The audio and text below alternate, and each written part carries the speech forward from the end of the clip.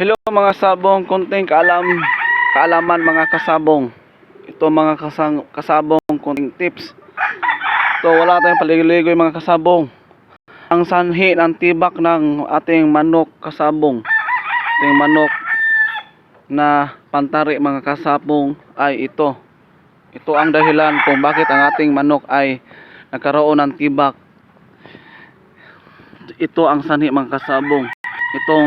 Ang inyong patugan ng manok, meron siyang mga bato-bato. Yan. Dapat ang iyong manok mga kasabong, dapat wala siyang bato-bato mga kasabong para hindi mabunol yung kanyang paa, para hindi siya magpula o magtibak. Yan. Dapat kung maaari ilagay nyo sa may damuhan.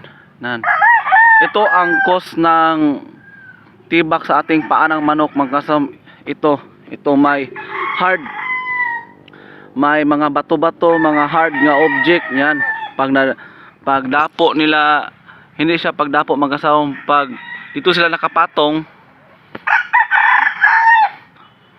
pag naog nila dito, pag natugdunan yung bato sa kanilang paa, yun ang sanhi ng tibak mga kasabong.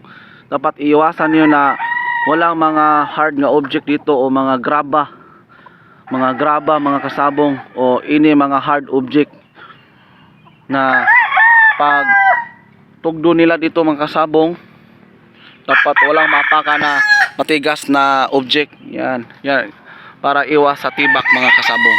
Yan. Gaya dito mga kasabong. Yan, may natibak na ako itong isang manok. Kaya pala natibak kasi ito ang sanhi, may graba pala. Yan. Kung maaari, smooth yung lupa nyo at mga damo-damo. Yan. Yan lang mga kasabong, kunting kalaman. Thank you.